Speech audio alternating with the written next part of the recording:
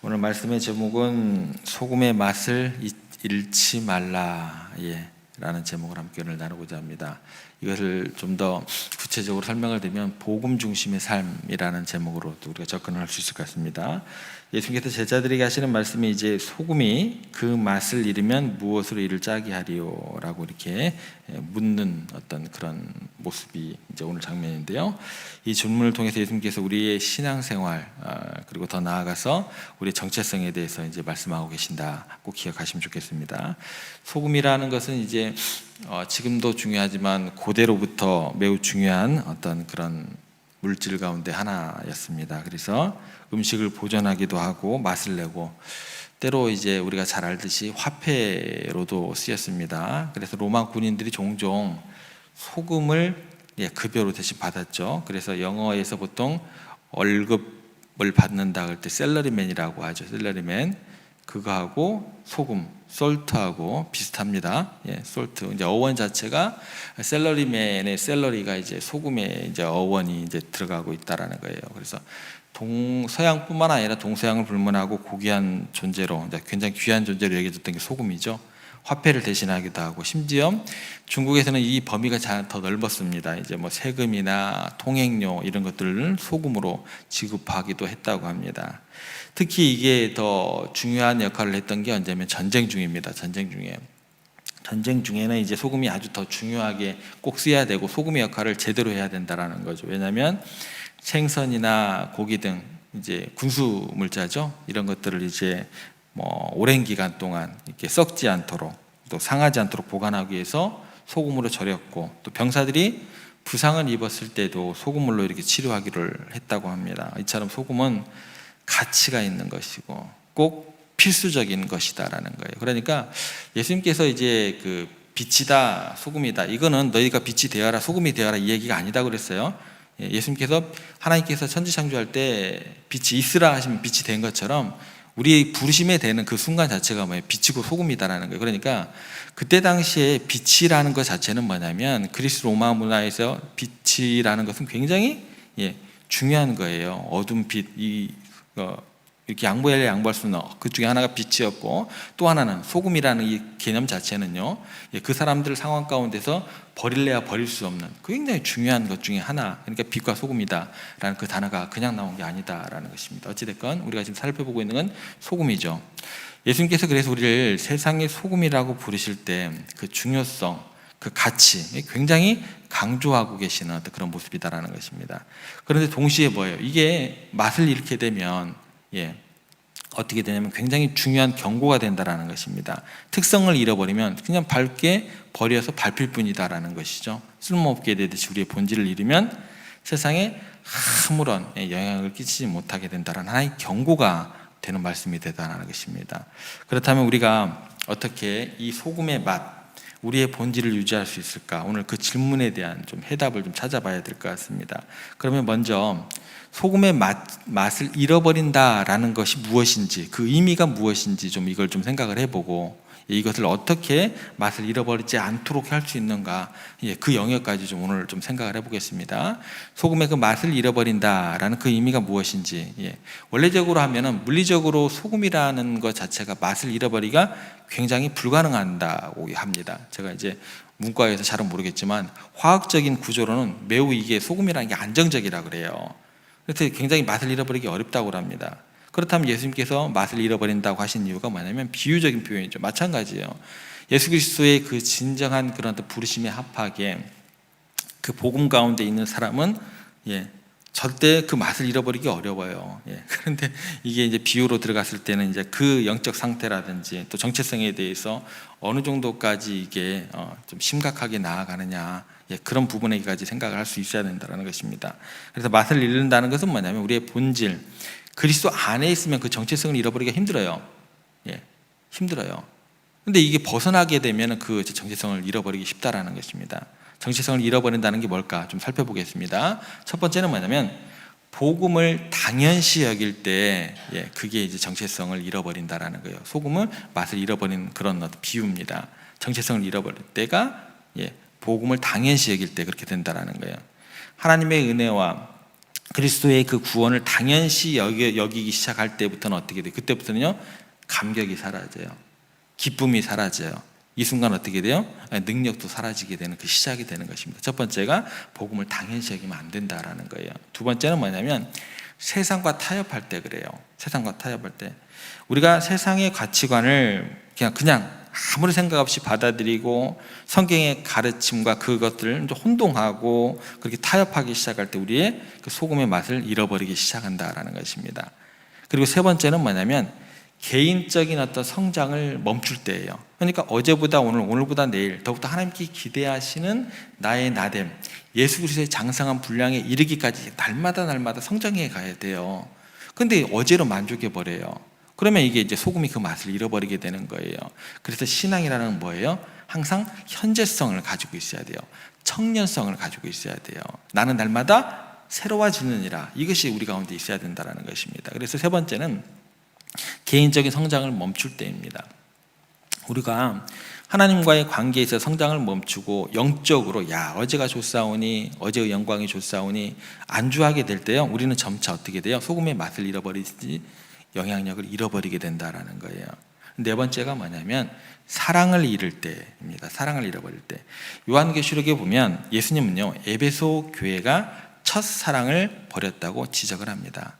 결국은 이제 촛대가 옮겨져 버리죠. 그죠? 이 땅에 우리 교회가 어제의 영광 백날 자랑해봤자 의미 없어요. 뭐 여의도 광장에 모여가지고 누가 와가지고 몇천 명 몇만 명이 모였네. 아무 의미 없습니다. 첫사랑을 버렸다라는 그 자체는요, 그 하나님에 대한 사랑에 대한 이웃에 대한 사랑을 잃어버릴 때요, 소금은요 그 맛을 잃어버렸다라는 거예요. 마치 이거를 어떻게 생각하시면 되면 핸드폰 배터리 있죠. 겉모양은 멀쩡해요. 근데 충전을 안 하면 어떻게 돼요? 이게 계속 방전됩니다. 우리가 여전히 그리스도인이라고 불릴 수는 있지만 우리의 삶은요, 사랑을 잃어버리면요, 그 복음이란 능력이라는 그 기쁨은 그냥 겉모습은 멀쩡한데 나타나지가 않는 거예요. 여전히 교회는 다니고 있지만, 종교적인 활동을 할 수 있지만서도 우리의 마음은 점점 어떻게 돼요? 멀어질 수밖에 없다는 것입니다. 하나님께로부터.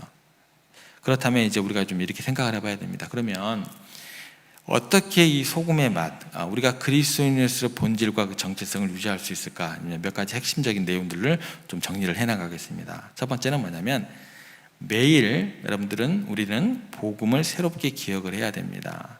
복음이라는 것은 뭐냐면 예수 천당, 불신 지옥 처음 듣고 땡이 아니에요. 그게 아니다라는 것입니다.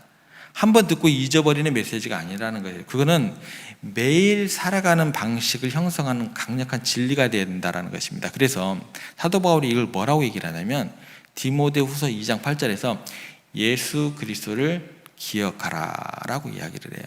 예수 그리스도를 기억하라. 단순히 예수님이라는 존재를 인정하라는 뜻이 아니에요. 예수 천당이라는 것, 그걸 인정하라는 게 그게 아니다라는 거예요. 이게 다가 아니라는 거예요. 단순히 예수님의 존재를 인정하라는 뜻이 아니고, 그것은 예수님이 누구시며 그분이 우리를 위해서 무엇을 하셨는지 깊이 날마다 매일 순간순간 묵상하라는 거예요. 그래서 매일 아침에 우리가 이렇게 우리 자신에 대해서 기도하면서 이렇게 물을 수 있어요. 만약 복음이 참되다고 한다면 그것은 오늘 나의 삶에 어떤 영향을 미칠까? 그게 여러분들이 항상 일어나서 하시는 기도 가운데 가장 우선시되는 기도잖아요. 그죠? 오늘 하루의 삶에서 예수님과 함께 동행하면서 내가 어떤 걸음을 걸을까? 여러분들이 항상 아침마다 했던 기도가 이것이 돼야 된다는 거예요.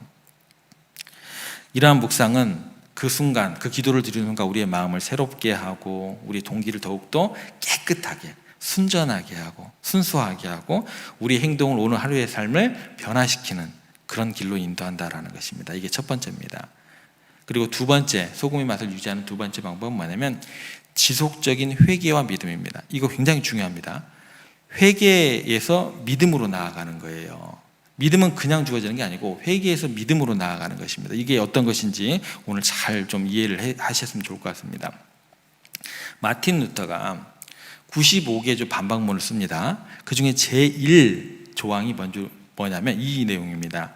우리 주 예수 그리스도께서 회개하라고 말씀하셨을 때 그분은 신자의 전 생애가 회개가 되기를 원하셨다. 이게 1조항이에요. 1번. 구텐베르크 쓸 때 1조항입니다. 회개는 그래서 우리가 생각하는 것처럼 잘못을 인정하는 것 그 이상입니다. 우리는 그냥 회개를 어떻게 생각하냐면, 야, 내가 잘못했으니까 잘못 인정할게, 여기까지가 회개라고 생각을 해요. 아니에요. 그 이상으로 회개가 연결이 돼야 된다는 것입니다. 그것은 우리의 마음과 생각을 하나님께로 돌이키는 거예요. 우리의 마음과 생각을 하나님께로 돌이키는, 내 잘못 인정할게, 이게 끝이 아니라는 거예요. 근데 우리는 그래요. 눈물 흘리면서 내 잘못 이거 있습니다, 인정하고 땡이에요. 그게 회개가 아니다라는 거예요. 더 마음과 생각을 하나님께 온전히 돌리는 게 그게 회개다라는 거예요. 그리고 이 회개는요, 그렇기 때문에 뭐가 함께 같이 따라가야 되냐면 믿음이 같이 따라가야 돼요. 왜요?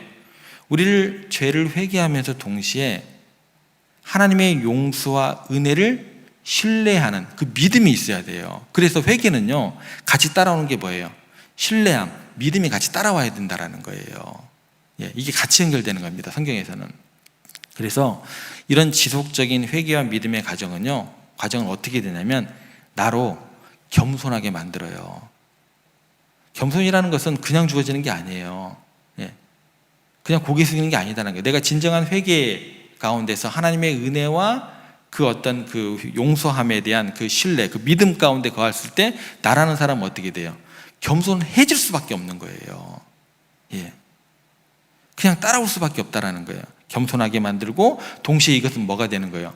그냥 눈물 끝나고 막 괴로운 것으로 끝나는 게 아니고 동시에 희망이 생기고 우리들에게 내일이 빛이 주어지는 그 영역까지 간다라는 거예요. 그러니까 회개는요, 여러분들을 굉장히 암울하게 만드는 것이 아닙니다. 동시에 믿음이 수반되고 은혜와 용서를 어떤 그런 것들을 우리 가운데 선사하기 때문에 우리로 겸손이라는 덕목을 가지고 올 수 있도록 함과 동시에 우리의 내일을 향한 희망까지 연결시키는 거예요. 그래서 마틴 루터가 제1조항 가운데 뭐를 넣었다고요? 진정한 회개예요. 그냥 내 잘못했습니다, 인정이 아니다는 것입니다. 눈물을 흘리고 고개 숙이고 이게 회개가 아니다라는 거예요. 마음과 모든 것들을 하나님께로 돌이키는 그 영역이 있기 때문에 굉장히 회개를 중요하게 강조했다라는 것입니다. 회개, 믿음, 겸손, 희망, 이 단어가 같이 엮여 들어가요. 같이 엮여 들어가요. 단순히 고개 숙이고 그게 아니다라는 것입니다. 인정이 그게 아니다라는 것입니다. 결국 회개는 우리가 완벽하지 않다는 것을 인정하면서도 동시에 하나님의 은혜로 변화될 수 있다는 확신, 희망, 여기까지 연결된다라는 것입니다. 그리고 두 번째까지 살펴봤죠. 복음을 매일 기억하고 지속적인 회개와 믿음 가운데 거하면서 마지막으로 어떻게 해야 되냐면 공동체 안에서 살아가야 한다는 것입니다. 본문의 마지막에 보면 너희 속에 소금을 두고 화목하라. 화목은 내일에 대해 구체적으로 살펴볼게요. 서로 화목하라라고 말씀을 하시는데 이 소금됨이 개인적인 뿐만 아니라 공동체적인 것을 보여줘야 된다는 거예요. 그래서 우리가 혼자 신앙생활하기 굉장히 어렵습니다. 우리에게 서로 격려하고 책임지면서 함께 성장할 수 있는 공동체가 필요해요. 그럴 때 그 맛을 잃어버리지 않은 경우가 쉽답니다. 혼자 있으면 어떻게 돼요? 굉장히 싱거워요. 소금 한 스푼 들어가야 될 때 우리가 싹 들어가야 돼요. 공동체를 통해서 소금의 그 맛을 잃어버리지 않기가 쉽다라는 것입니다. 그래서 히브리서 저자가 이렇게 이야기를 합니다. 서로 돌아보아 사랑과 선행을 격려하며 모이기를 피하는 어떤 사람들의 습관과 같이 하지 말고 오직 권하여 그날이 가까움을 볼수록 더욱 그리하자. 그래서 단순히 교회에 출석하는 것 이상이 우리의 모임 가운데 있다라는 것을 의미하는 거예요. 서로의 삶에 깊이 관여하게 되고 서로를 위해서 기도하고 서로의 짐을 나누어지면서 그 맛을 잃지 않는 그런 긍정적인 그런 어떤 그런 것들을 우리 가운데 이룰 수 있다라는 것입니다. 그래서 진정한 교제는 소금의 맛을 유지하는 데 굉장히 큰 도움이 된다. 이것을 꼭 기억하시기 바랍니다. 말씀을 정리하겠습니다. 예수님께서 우리를 소금이라고 부르셨을 때는 우리에게 큰 특권임과 동시에 큰 책임으로 주셨다라는 걸 기억하셨으면 좋겠습니다. 그래서 우리가 세상에 맛을 내고 부패를 막는 역할을 해야 할 것이고 이 자체는 우리 자신의 노력으로 할 수 있는 것이 아닙니다. 소금의 맛을 유지하는 것은 유일한 방법은 복음으로 항상 충만해지는 것, 그리고 매일 십자가를 바라보면서 그 은혜를 기억하면서 그분의 사랑에 우리의 몸과 마음으로 그렇게 반응해야 하는 것, 그리고 그럴 때 우리가 진정으로 세상에 우리가 함께 그렇게 소금의 맛을 그렇게 영향을 미칠 수 있다라는 것까지 우리가 기억했으면 좋겠습니다. 그러면 우리가 이제 오늘 질문을 이렇게 해야 되죠. 오늘 우리의 삶은 어떠한가 질문을 한번 해보셔야겠죠. 그리고 여전히 소금의 맛을 유지하고 있는 나와 우리 가정과 우리 교회인가 한번 오늘 아침에 기도 가운데 한번 돌아봐야겠죠. 예, 그리고 이 말씀을 통해서 우리의 영적 상태를 다시 한번 점검해보고 오늘 다시 한번 내 삶의 자리에서 그 복음의 능력으로 충만해지고 그 복음의 능력을 증거하는 우리의 오늘 하루가 되기를, 또 우리 모든 가정들 되기를 주님의 이름으로 부탁을 드립니다.